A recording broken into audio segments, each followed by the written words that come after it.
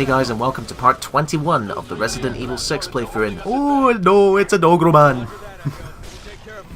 So now we have to destroy the guns again. Exactly the same as Jake's campaign, but different perspective. Yeah. So different. But no, you can turn around and go over the giant pole thing with Jake and fly over it this time. Out of the question. You need to get But the way to take out the Ogroman is exactly the same. Shoot that thing on its heart, which is its heart. Yeah. Don't ask me how that works, but BOWs. It's a video game. So you have to initiate QTEs, jump on his arm, pull out one of his spikes, and use that against his heart until he eventually melts. The real problem with fighting this thing is getting a shot at its weak point. Well, there is two different ways. You can either hit it on the back of its heart on its back, or the exposed bottom jaw. The mouth takes damage as well, but it's really hard to hit though because it likes to move around. And it's quite big. And it's got instant kills as well, where it will stomp on you if you're under its foot for too long when it raises it up.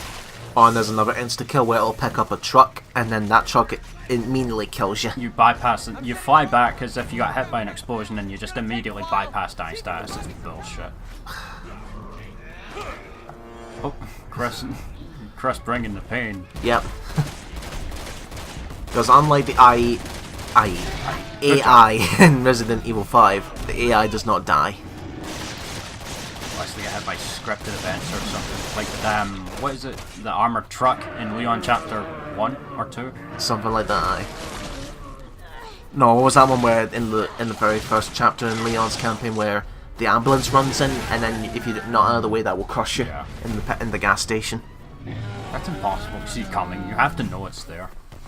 Especially on your first playthrough, where you don't know when it's going to pop up. Like the Kaizo Bridge in one of the Sonic Forces levels. Hi, you're on Paul. Aye, Finn McCauley, the rookie of the BSA at this time. We knew him for a good half an hour. 10 points. What? That deserves 15. Well, Russian judge gives you a 3.5. Oh, come on! I deserve more than that. What's a human at? Oh wait, that's Abby. I thought that was the AI for a second. No. Keep forgetting we're playing as Jake and Sherry now. You know, that could have been an interesting if they inputted a matchmaking lobby system to the intersections, if you know what I mean. Where we could have had, say, me and Abby and Jake and Sherry's perspective, and then you at Chris's perspective at the same time. Then again, I think I joked about this with Colin and Chris's campaign, where there should have been at least two of me. Like, then you and Abby, or you and Adele looking confused, like, which one's the real one? Like that scene at Toy Story. Boom, headshot. There's always going to be a sniper at that point. That fence over there to the right, if you actually throw a flash grenade behind that, you'll actually kill the one Chihuahua that's on the gun. No, even that, they just take one tiny pellet, and that's it. Because their health is literally one. They get hit by anything, that's it. Even a slide. Unfortunately, the sniper rifle for this point is the bolt-action rifle, folks. Well, with weapon switching, the bolt-action reload is no problem. Oh yeah, do you want to explain that mechanic then, Stevie? If you fire a weapon, then immediately switch with the D-pad back and forth, you can bypass a lot of the recoil or reload animations. You still have to reload manually, but of course the kickback is negated entirely if you can master it. Which makes Piers' rifle, especially in Survivors, a lethal weapon. And absolutely fucking broken. You would think Capcom would patch that up. Nope. Like if you... Nice job, Piers. Now you're going down. Yeah. that roll always happens when you lose one block of health. The gunfire. But if you hold down the X button, you can do a backwards roll to get yourself back up on your feet. Okay, you have to be holding the X button if your character flies forward from an explosion or gets knocked back in order to quickly recover.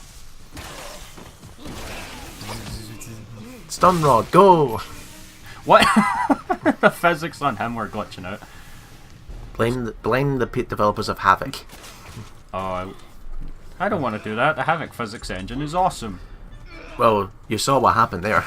That's why it's awesome. No, I think the funniest ragdoll physics are at its best in Arkham Asylum. Or Saints Row 4, when you have the insurance fraud with the superpowers. That is amazing. Oh, what was that? Insurance fraud.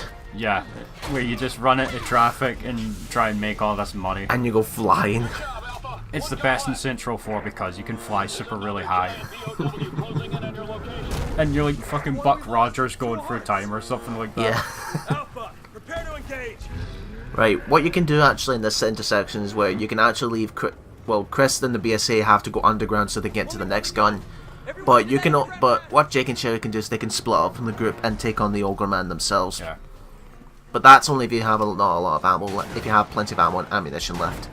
There's a risk versus reward factor just avoiding it here because it will try and crush you underneath the sewers. Oh, remember one time actually, Stevie, it was you and I, we were doing a practice run. I don't know if it was professional or not, but we were on the top above this above the road right here. Yeah. And then the ventilation, you know, those big massive grates. You and I jumped down the hole and we both clipped right through it. Yeah, we dropped, even though... It was this one right here, yeah, right the above graphics us. were still there for it, and we could just jump through it for some reason. And I remember giving you a good one, Good one. and you're just standing there like, what? What? Piers, should we be taking note of that? Now watch out, folks, when you're underneath here, the Ogroman can stomp its big massive foot down the ventilation, or the grates. Yeah. In other words, he's going to put his foot down.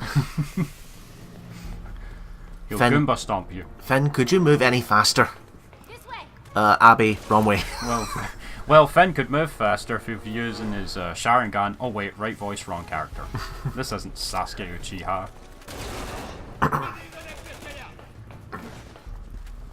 Oh, Chris is wasting no time.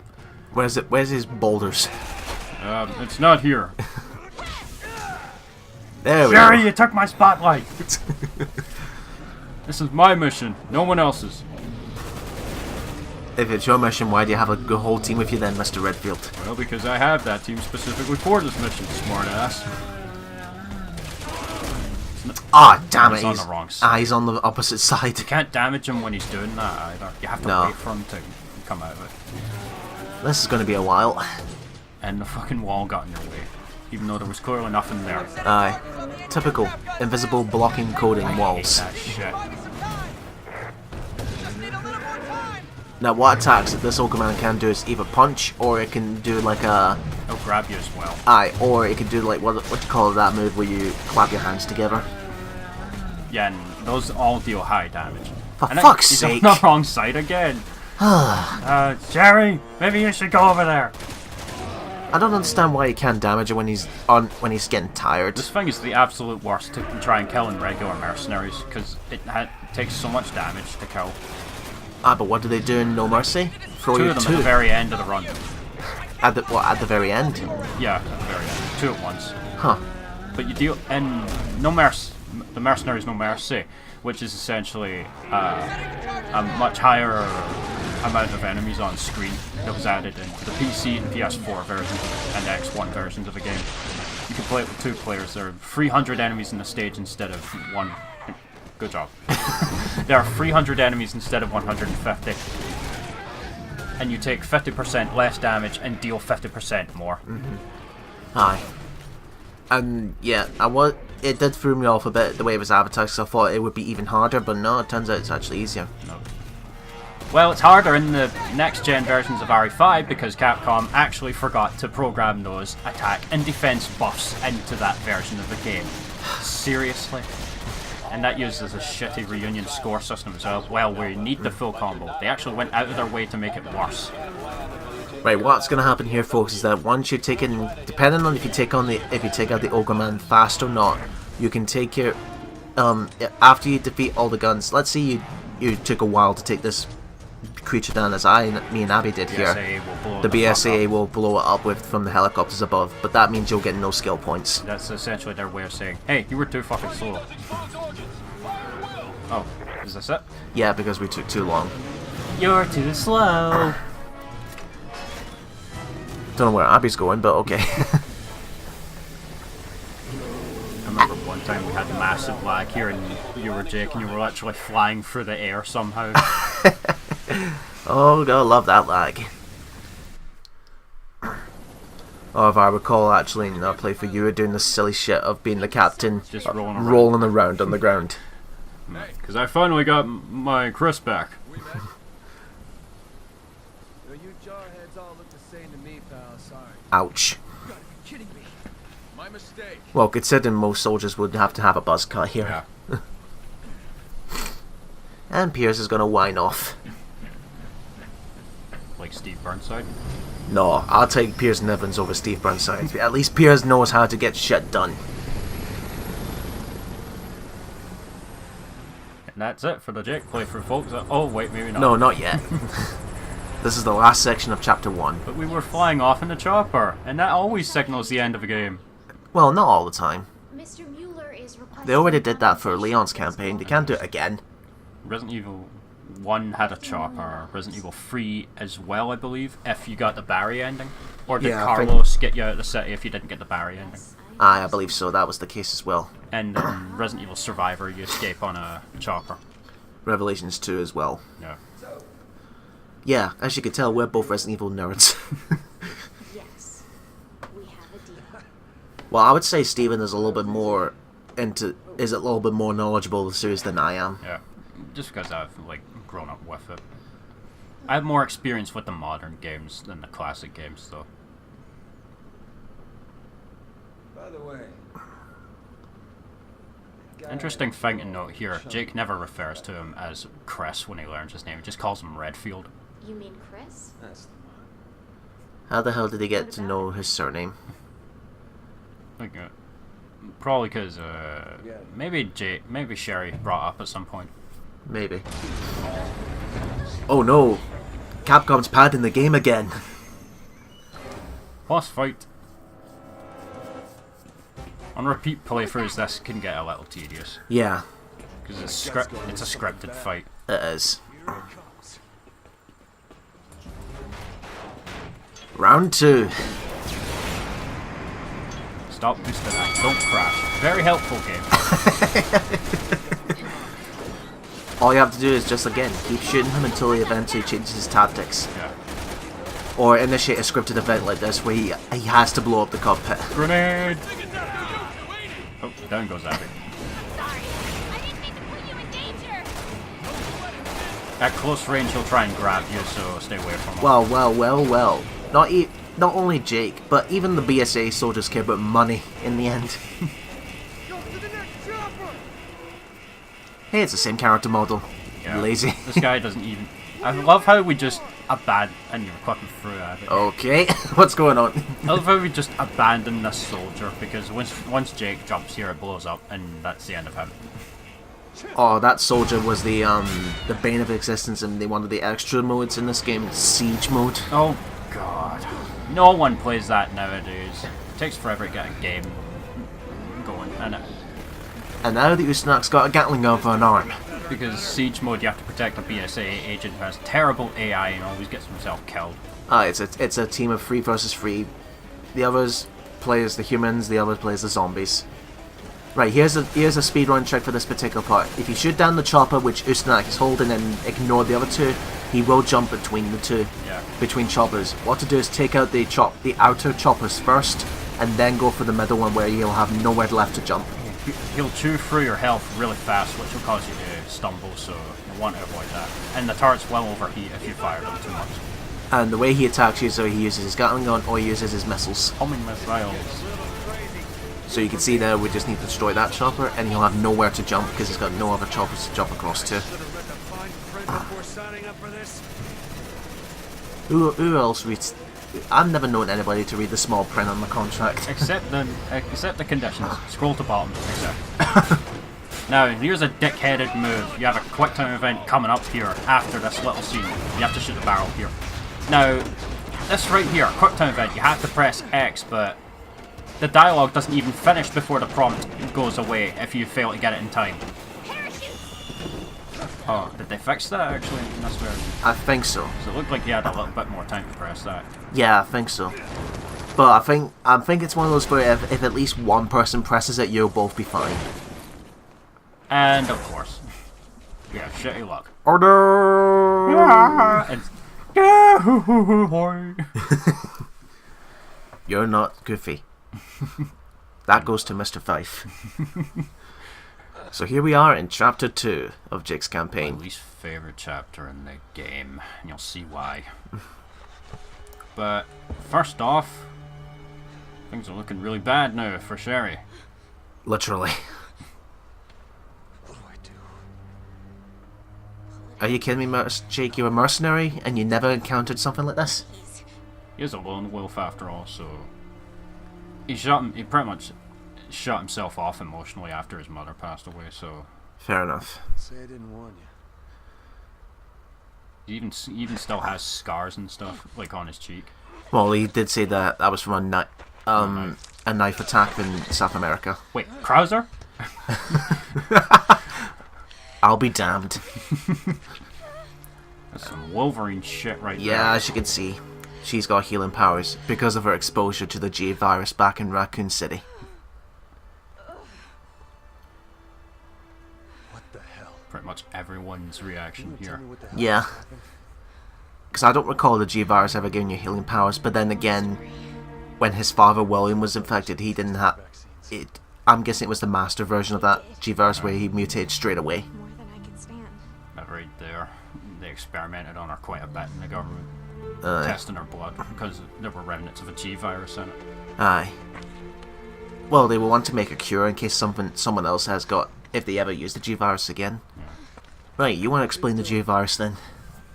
The G virus was William Birkin's masterwork. It was a virus that was even more powerful than the T virus. He spent a long time making it, and at the start of Resident Evil 2, Umbrella sent a team in to recover the G virus because they were like, this is taking too long, we're taking it back, and Birkin was like, no, I'm not giving you it back, and then they gunned him down. But before he died, he injected himself with it. The result, at least 4 or 5 mutations throughout the entirety of Resident Evil 2. And I believe also the way the G virus works, it acts as a breeding tool if you're part of the family chain, Yeah, they'll seek them out.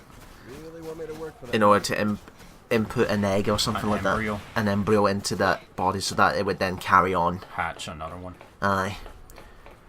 Japan. Then we'll take shelter Right, what you're gonna have to do, folks, is that for whatever reason, Sherry's lost 3 data chips all across this entire section of the snowy mountains. I'm guessing we're in Alaska. Yeah. But thankfully, since when it's a snowstorm and you get low visibility from time to time, you actually have a map. Yeah, this is the only time in the game you get one. Even then, you're still not going to be able to see a lot into the distance because the snow goes on and off and on and off, and it gets very annoying. Later on, you'll have Jawabu snipers who can actually shoot through the damn fog and snow. Bullshit! And there's these cocoons again. They're Juavo. And now we get to see our 3rd type of mutation in this time, Messets, which essentially are upside down, are birds with long claws and their faces are upside down.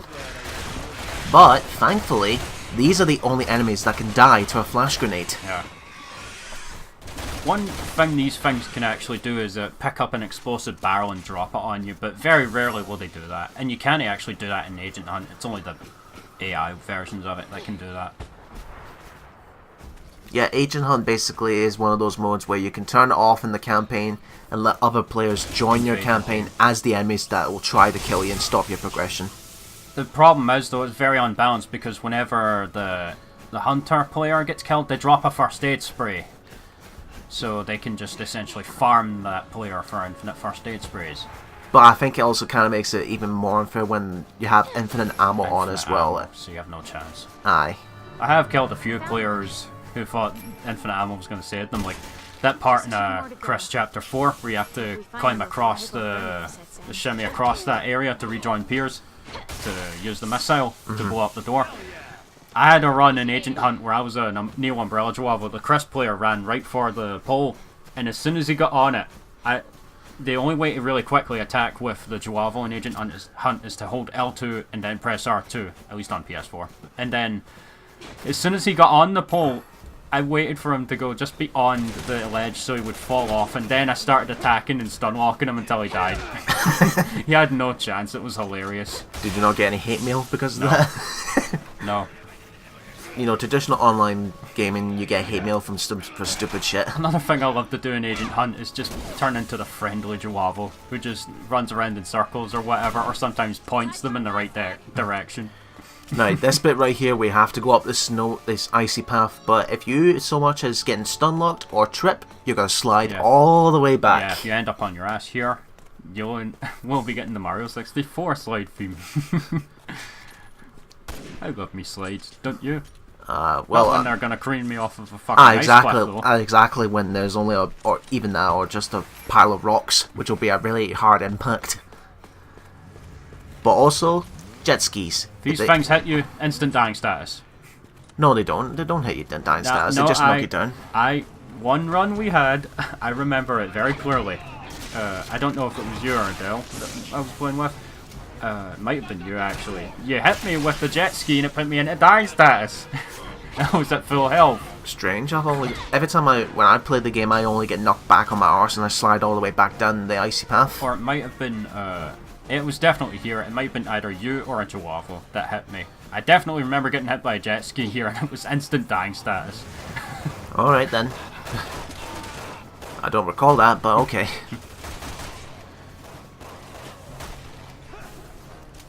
Don't you love it when you can't see anything? Right, on this crane right here, on the cockpit of this crane, there's the next blue emblem. You're kicking the air. What the air ever do to you? The air's in its way, and I want it out of my way.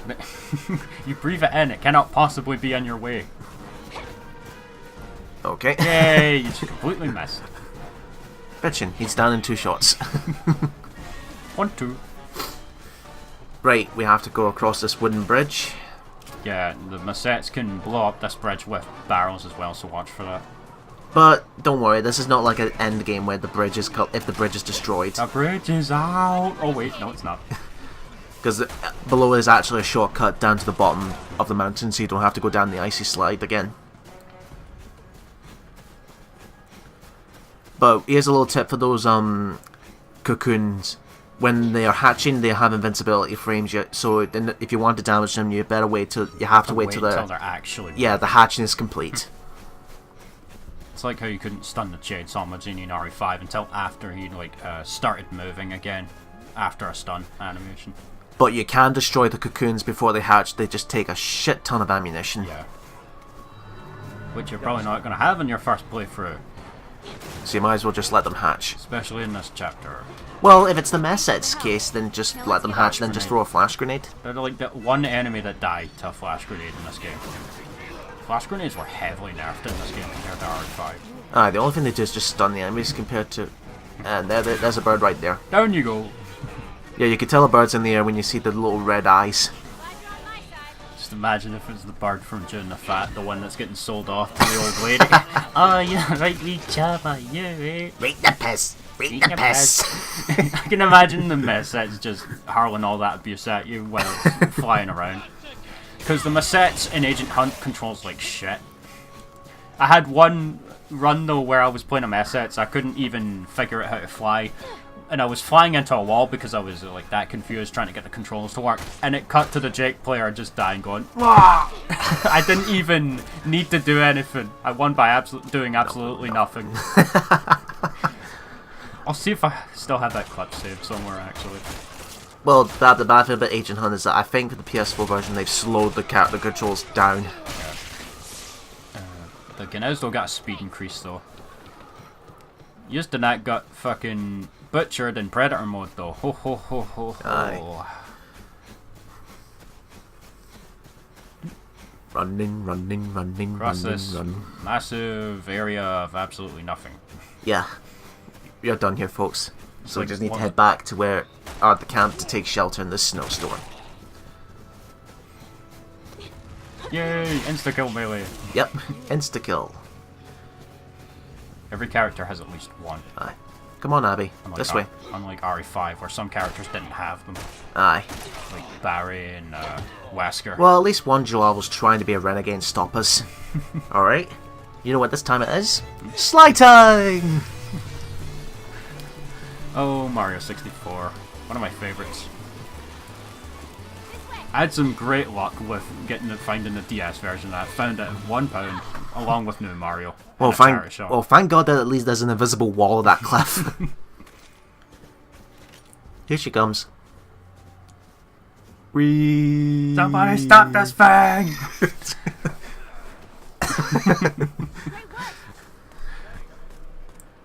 Right, as we recover from the amazing slide, we'll see you in the next part, folks.